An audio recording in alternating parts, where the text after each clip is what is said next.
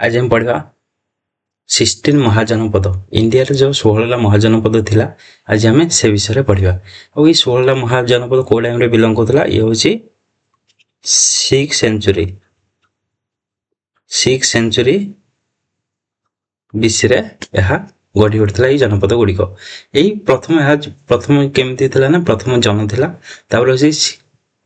जन कहले कौन गोटे गोष्ठी किसी लोक आसिक सेटलमेंट हेले ताको जन कहगला परवर्ती समय यही जन गुड़िक बढ़िबार लगिले एवं जनपद रे परिणत हो गला। एमती केतटा जनपद थिले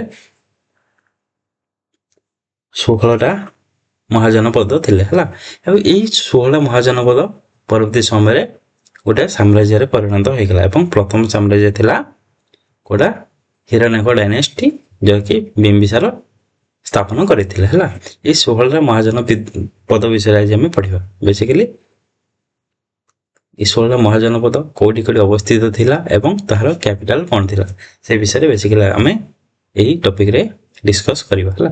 ए 16टा महाजनपद कोन थिला गोटे होची कंबुज, गांधार, कुरु, पांचाल, कुशल, मल्ल, भजी, अंग, मगध, काशी, हस्त, चेदी, अवंती, सुरसेन, मत्स्य एवं साउथ रे गोटे थिला से जे अस्मक हला। एटा ए माने होजंदी 16 महाजनपद 16 महाजनपद।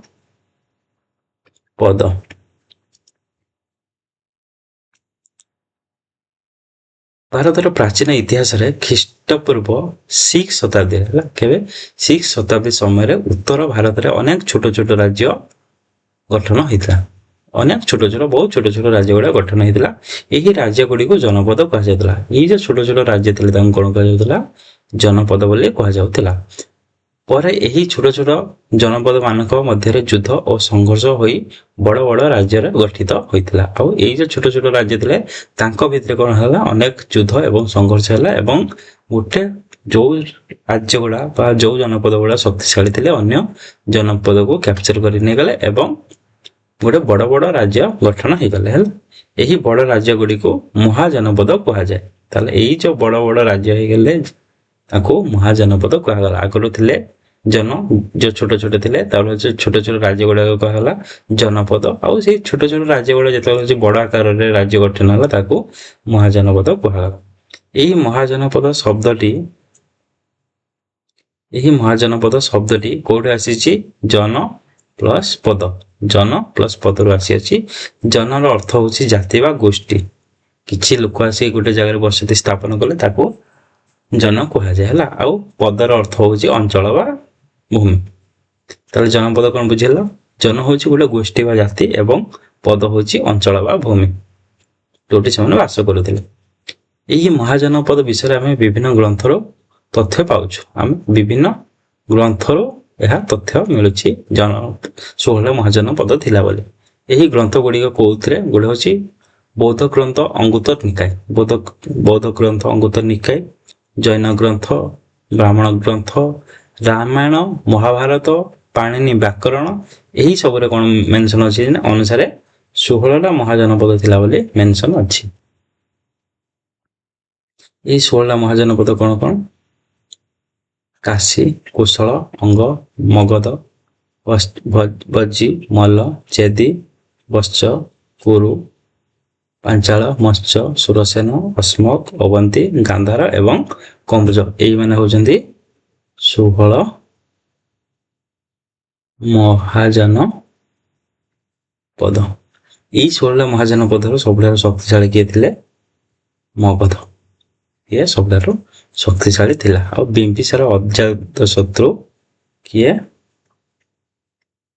बिंबिसार आउ अजात शत्रु एमाने कोडो ए मगधर बिलंग करथिले हला। काशी काशी प्रथम जनपद पढ़िया जोटा कि काशी महाजनपद अत्यंत शक्तिशाली थिला। ये काशी मध्य शक्तिशाली थिला। यार राजधानी वाराणसी थिला। Most important. ଏହାର ରାଜଧାନୀ କ'ଣ ଥିଲା? ବାରାଣାସୀ ଥିଲା। ବାରାଣାସୀ ନଗରୀ ବରୁଣ ଓ ଆସି ନଦୀ ମଧ୍ୟରେ ଅବସ୍ଥିତ। ଏଇଟା କୋଉଠି ଅବସ୍ଥିତ ଥିଲା? ବରୁଣ ଆଉ ଆସି ଏଇ ଦିଟା ନଦୀର ମଧ୍ୟ ଭାଗରେ ଅବସ୍ଥିତ ଥିଲା। ଏଇଟା ଧର ହଉଛି ବାରାଣାସୀ, ଏପଟ ହଉଛି ବରୁଣ ନଦୀ ଯାଇଛି, ଏପଟ ଆସି ନଦୀ ଆସିଛି, ଏହା ମଝିରେ ଏହା ଅବସ୍ଥିତ ଥିଲା। ପରେ କୋଶଳ ରାଜ୍ୟ ଏହାକୁ ଦଖଲ କରିନେଲା। ଆଉ କିଏ ଏହାକୁ କ୍ୟାପଚର କରି ନେଇଯାଇଥିଲା ବା ଅଧିକାର କରିଥିଲା? ସେ ହଉଛି କୋଶଳ ରାଜ୍ୟ ଏହାକୁ ଦଖଲ କରି ନେଇଯାଇଥିଲା।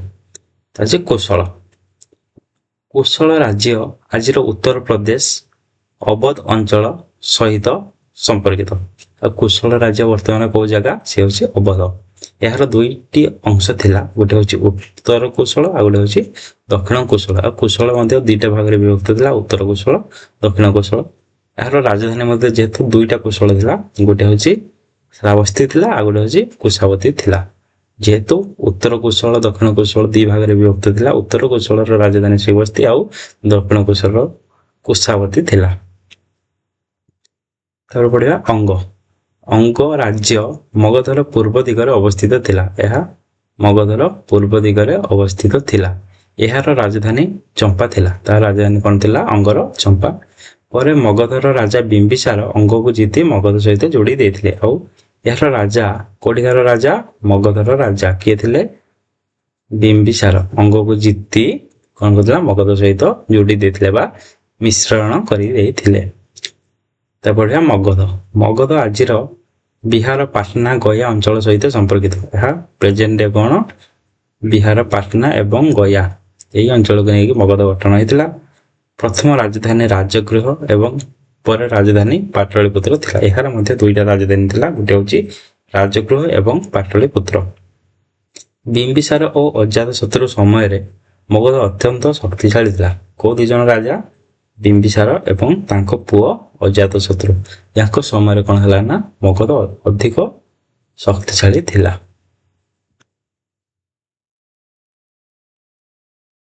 ତ ଭଜି। ଭଜି ଏକ ଗଣତନ୍ତ୍ରାତ୍ମକ ରାଜ୍ୟ ଥିଲା। ଏଟା ଗଣତନ୍ତ୍ର ରାଜ୍ୟ ଥିଲା। ଏହାର ରାଜଧାନୀ ବୈଶାଳୀ ଥିଲା। ଭଜିର ରାଜଧାନୀ କ'ଣ ଥିଲା? ବୈଶାଳୀ ଥିଲା। ଏଠାରେ ଲିଚ୍ଛାବୀ ବିଦେହୀ ପରି ଗୋଷ୍ଠୀମାନେ ରହୁଥିଲେ। ଆଉ କୋଉମାନେ ଥିଲେ? ଲିଚ୍ଛାବୀ ବିଦେହୀ ପରି ଗୋଷ୍ଠୀମାନେ ରହୁଥିଲେ ହେଲା। ତାପରେ ମଲ୍ଲ। ମଲ୍ଲ ରାଜ୍ୟ ଦୁଇ ଭାଗରେ ବିଭକ୍ତ ଥିଲା। ରାଜଧାନୀ କୁଶୀନଗର ଏବଂ ପାୱା ଥିଲା। ଗୌତମ ବୁଦ୍ଧ ମହାପରିନିର୍ବାଣ କୁଶୀନଗରରେ ଘଟିଥିଲା। ଆଉ ଗୌତମ ବୁଦ୍ଧ କୋଉଠି ନିଜର ଦେହ ତ୍ୟାଗ କରିଥିଲେ? କୁଶୀନଗରରେ କରିଥିଲେ ହେଲା। ଏଇ ଯୋଉ ମଲ୍ଲ ଗଣରାଜ୍ୟ ଥିଲା କୁଶୀନଗରରେ କରିଥିଲେ। ଆଉ ବୁଦ୍ଧଙ୍କର ଶବଦାହ କୋଉମାନେ କରିଥିଲେ? କୁଶୀନଗର ମଲ୍ଲ ମାନେ କରିଥିଲେ ହେଲା।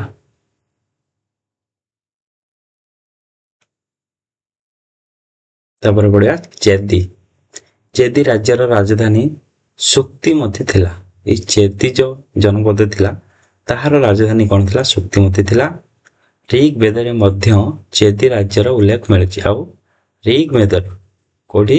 ଆମର ଚାରିଟା ବେଦ ଅଛି, ଋଗ୍ ବେଦରେ ମଧ୍ୟ ଚେଦି ରାଜ୍ୟର ଉଲ୍ଲେଖ ମିଳିଛି ହେଲା। ତାପରେ ବତ୍ସ। ବତ୍ସ ରାଜ୍ୟର ରାଜଧାନୀ କୌଶାମ୍ବୀ ଥିଲା। କାହାର ରାଜଧାନୀ? ବତ୍ସ। ବତ୍ସ ରାଜ୍ୟର ରାଜଧାନୀ କ'ଣ ଥିଲା? କୌଶାମ୍ବୀ ଥିଲା। ଏହାର ପ୍ରସିଦ୍ଧ ରାଜା ଉଦୟନ ଥିଲେ। ଆଉ ବତ୍ସର ରାଜା କିଏ ଥିଲେ? ଉଦୟନ ଥିଲେ। ତାପରେ ବଢିଆ ଆମେ କୁରୁ। କୁରୁ ରାଜ୍ୟ ଆଜିର ଦିଲ୍ଲୀ ମିରଟ ଅଞ୍ଚଳ। ଏହା ବର୍ତ୍ତମାନ କୋଉ ଜାଗା? ଦିଲ୍ଲୀ ମିରଟ ଅଞ୍ଚଳରେ କୁରୁ ରାଜ୍ୟ ଗଢି ଉଠିଥିଲା। ଆଉ ରାଜଧାନୀ ଥିଲା ଇନ୍ଦ୍ରପ୍ରସ୍ଥ। ଇନ୍ଦ୍ରପ୍ରସ୍ଥ କାହାର ରାଜଧାନୀ ଥିଲା? କୁରୁର ରାଜଧାନୀ ଥିଲା। ତାପରେ ବଢିଆ ପାଞ୍ଚାଳ। ପାଞ୍ଚାଳ ରାଜ୍ୟ ଗଙ୍ଗା ନଦୀ ଦ୍ୱାରା ଦୁଇ ଭାଗ ବିଭକ୍ତ ହୋଇଥିଲା। ଗଙ୍ଗା ନଦୀ ଏହାକୁ ଦୁଇ ଭାଗରେ ବିଭକ୍ତ କରିଥିଲା, ଉତ୍ତର ପାଞ୍ଚାଳ ଏବଂ ଦକ୍ଷିଣ ପାଞ୍ଚାଳ। ଉତ୍ତର ପାଞ୍ଚାଳର ରାଜଧାନୀ ଥିଲା ଅହିଛତ୍ର ଏବଂ ଦକ୍ଷିଣ ପାଞ୍ଚାଳର ରାଜଧାନୀ ଥିଲା କାମ୍ପିଲ୍ୟ। ଏହାର ମଧ୍ୟ ଦୁଇଟା କ୍ୟାପିଟାଲ ଥିଲା, ଗୋଟେ ହଉଛି ଅହିଛତ୍ର ଆଉ ଗୋଟେ ହଉଛି କାମ୍ପିଲ୍ୟ ବା କମ୍ପିଲ୍ୟ। ତାପରେ ମତ୍ସ୍ୟ। ମତ୍ସ୍ୟ ରାଜ୍ୟ ଆଜିର ରାଜସ୍ଥାନ ଅଞ୍ଚଳରେ ଥିଲା। ଏହା ବର୍ତ୍ତମାନ କୋଉ ଜାଗା? ରାଜସ୍ଥାନ ଅଞ୍ଚଳରେ ଥିଲା। ଏହାର ରାଜଧାନୀ ବିରାଟନଗର ଥିଲା। ବିରାଟନଗର କାହାର ରାଜଧାନୀ ଥିଲା? ମତ୍ସ୍ୟ ଗଣରାଜ୍ୟର ରାଜଧାନୀ ଥିଲା। ତାପରେ ସୁରସେନ। ସୁରସେନ ରାଜ୍ୟ ଯମୁନା ନଦୀ କୂଳରେ ଅବସ୍ଥିତ ଥିଲା। ଏହା କୋଉ ନଦୀ କୂଳରେ ଗଢ଼ି ଉଠିଥିଲା? ଯମୁନା ନଦୀ କୂଳରେ ଗଢ଼ି ଉଠିଥିଲା। ଏହାର ରାଜଧାନୀ ମଥୁରା ଥିଲା। ମଥୁରା କାହାର ରାଜଧାନୀ ଥିଲା? ସୁରସେନର ରାଜଧାନୀ ଥିଲା।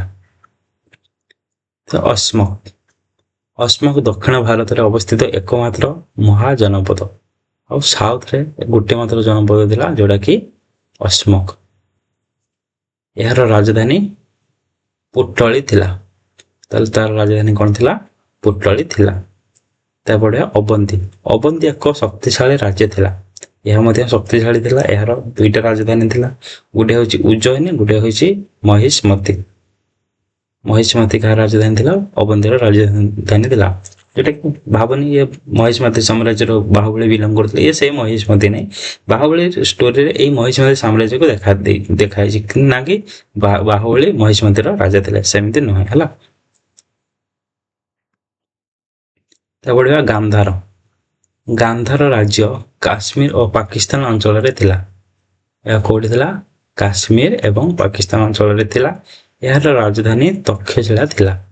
ତକ୍ଷଶିଳା କାହାର ରାଜଧାନୀ ଥିଲା? ଗାନ୍ଧାରର ରାଜଧାନୀ ଥିଲା। ତକ୍ଷଶିଳା ପ୍ରାଚୀନ ଭାରତର ଏକ ପ୍ରସିଦ୍ଧ ଶିକ୍ଷା କେନ୍ଦ୍ର ଥିଲା। ଆଉ କ'ଣ ଥିଲା ନା?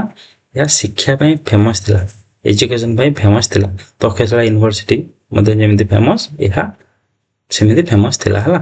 କାରଣ ତକ୍ଷଶିଳାରେ ତକ୍ଷଶିଳା ୟୁନିଭର୍ସିଟି ଥିଲା। ତକ୍ଷଶିଳା ଯୋଉଟା କ୍ୟାପିଟାଲ ଥିଲା କାହାର? ଗାନ୍ଧାରର ହେଲା। ତାପରେ କମ୍ବୁଜ ଉତ୍ତର ପଶ୍ଚିମ ଭାରତରେ ଅବସ୍ଥିତ ଥିଲା। କୋଉଠି ଅବସ୍ଥିତ? ଏ ଉତ୍ତର ପଶ୍ଚିମ ଭାରତରେ ଅବସ୍ଥିତ। ଏହାର ରାଜଧାନୀ ରାଜପୁର ଥିଲା। ଆଉ ତାର ରାଜଧାନୀ କ'ଣ ଥିଲା? ରାଜପୁର ଥିଲା। 16 ମହାଜନପଦ ପ୍ରାଚୀନ ଭାରତର ରାଜନୈତିକ ଇତିହାସରେ ଅତ୍ୟନ୍ତ ଗୁରୁତ୍ୱପୂର୍ଣ୍ଣ। ଆଉ ଆମେ ପଢିଲେ 16ଟା ମହାଜନପଦ, ଏହା ପ୍ରାଚୀନ ଭାରତ ଇତିହାସରେ ବହୁତ ଗୁରୁତ୍ୱପୂର୍ଣ୍ଣ। କାହିଁକି ନା ଏହି ରାଜାମାନଙ୍କ ମଧ୍ୟରୁ ମଗଧ ସବୁଠାରୁ ଶକ୍ତିଶାଳୀ ଥିଲା। ମୁଁ ଆଗରୁ ତୁମକୁ କହିଛି ମଗଧର ରାଜା କିଏ ଥିଲେ? ବିମ୍ବିସାର ଏବଂ ଅଜାତଶତ୍ରୁ। ଆଉ ଏହା ସବୁଠାରୁ ଶକ୍ତିଶାଳୀ ଥିଲା। ଆଉ ଆଗକୁ ବଡ଼ ସାମ୍ରାଜ୍ୟର ରୂପ ନେଇଥିଲା। ଯୋଉଟା କି ପ୍ରଥମ ସାମ୍ରାଜ୍ୟ ଥିଲା ହିରଣ୍ୟକ ଡାଇନେଷ୍ଟି ହେଲା। ଇଏ ଥିଲା ଆମର କ'ଣ? 16 ମହାଜନପଦ, 16